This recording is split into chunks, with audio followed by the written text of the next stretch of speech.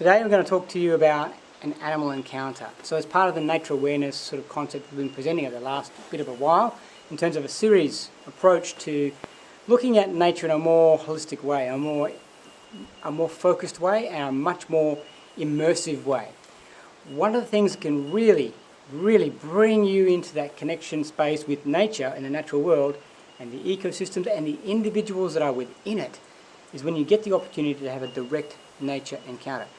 Not with an animal in a zoo or your pet dog, or even to some extent maybe even the birds in the backyard that you feed at a feeder. We're talking about an absolutely wild animal.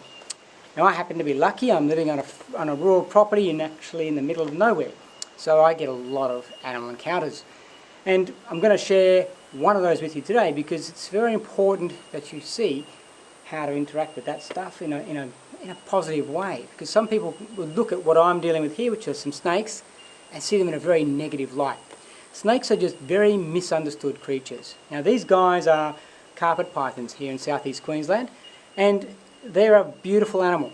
We have a lot of issues in terms of management of our livestock here because we have ducks for food as we live off the grid, and one of the things that loves ducks is carpet pythons. So we're constantly just picking them up, relocating them to a further afield area in the bush and letting them go again. And that's what we're basically doing today. Okay, so I'm a qualified snake handler. A good friend of mine from many years back, a guy called Bob Cooper, trained me extensively when I was still living in Western Australia on how to handle snakes, all of the reptile species. So unless you've got that kind of background, I highly recommend you just leave them alone. Yeah, I'm dealing with venomous snakes on occasion here, eastern brown snakes particularly, who are very angry kind of animal to deal with on some occasions. And so snakes can rapidly go from something very benign to something very dangerous very quickly. So just respect them, give them their space, and when you understand their psychology and what's going on in their world, you'll start to have a much more beneficial experience with them. So when I let these guys go again here, you're going to see that the first thing they're going to do is want to just move away. That's the general thing I'd expect. They might stop and assess their options and try and reorientate themselves once they come out of the container, but they're basically going to just want to move away from what they perceive to be danger. They're also in an exposed location, so they're going to want to move to a covered location, somewhere they can feel hidden, camouflaged, and back at peace again, so that they're back in their normal. And that's what's really about learning from these snakes. We're learning what is their normal. So we're looking at the perspective from another species. And that's an incredible opportunity we get. So you can do this kind of thing with the small lizards and stuff in your backyard, although just keep in mind that lizards have their right to be where they are as well. If for some reason you're doing some gardening and you injure a small reptile or dislodge something or move him away from his normal state of being, you can just pick him up and move him away, and you can understand what's going through his head to some extent, as best we can anyway as a human. So we can empathise with their position and what they're trying to achieve. Okay, so that's the other thing I want to pay attention to, and we're going to take some images of, are the tracks that this particular species leaves on the substrate behind him. So it ties in tracking nature awareness, which is really what this is all about at the end of the day. So we're going to look at the way this particular species moves. It's a constricting python. It's a constrictor, so it has tighter coils. If I was looking at the same tracks on the ground from something like a dugite, a taipan, or a brown snake, they're a much more straight line layer of spore on the ground. So because they're moving faster, they're much more of a run their prey down type of predator. Whereas these guys are an ambush predator. So they sit and coil, and they use this constricting action of their bodies to prevent an animal from breathing any further. So every time the animal breathes out, they tighten up. Breathes out, tightens up. Breathes out, tightens up. That's their strategy for neutralizing their prey. Whereas a brown snake, for example, or any of those other species, obviously has a powerful venom that will disable its prey pretty well instantaneously, and then they consume it whole. So let's have a look at how those snakes are. So down here you've actually got two snakes, two similar sized pythons. This one's a little bit bigger on the back here, This one's less big.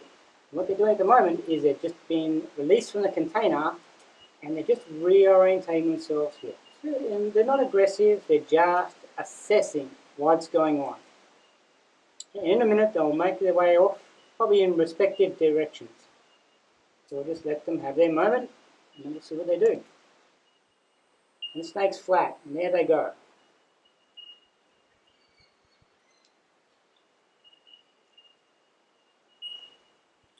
Never gets old seeing them just move off back to freedom, back to doing their thing. Incredible, efficient animals. Reptiles, in fact.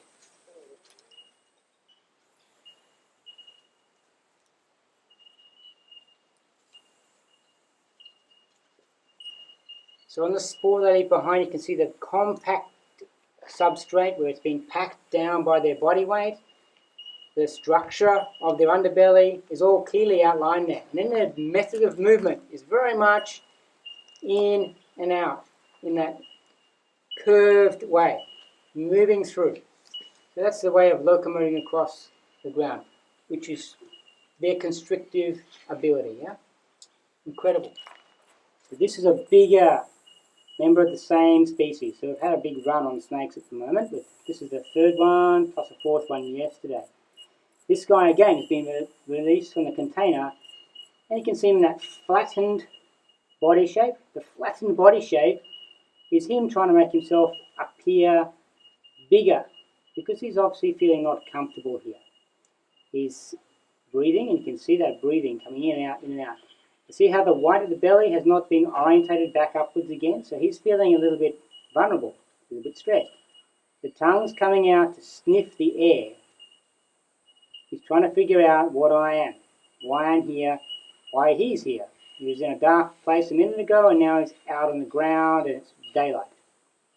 So we'll give him a few minutes just to orientate himself, and he's going to move off as well in his own time.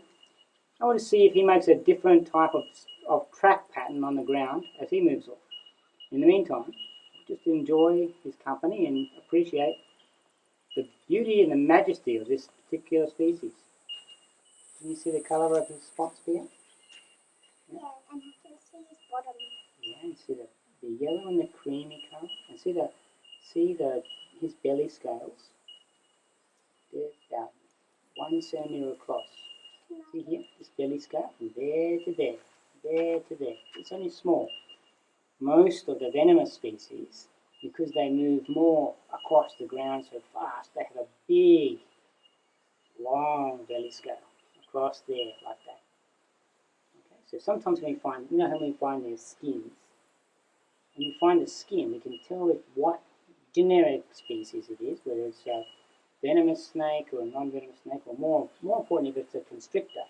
Because this scale here, this one here, there to there is small because he's wrapping around things. So he doesn't need that big scale, he needs a small scale. Yeah? See how he's looking at you? Yeah, he's smelling. He sees the world with smell. And I have a little present. Yeah, and he's seeing you as a heat picture. Let's let him move off so he could go in there. Hey. That did fly me off. Yeah, no, it's just he can only lash out that far. Yeah, it's because he's feeling threatened. Off you go. You need to move back. No, I just can't do that. So now he's got his belly scalp all facing down. He's much happier. Yeah? He feels probably a little bit less vulnerable. And he'll start to move off.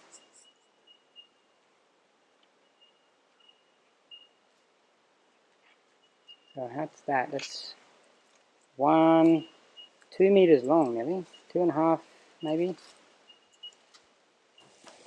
So how was that?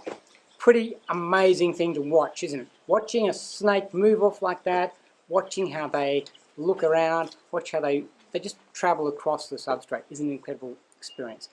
I'm glad I was able to share that with you, and I hope that will just get you out of some state of fear in terms of what these guys are all about. They're not there to hurt you. You're not part of their food chain. there's no benefit in them attacking you.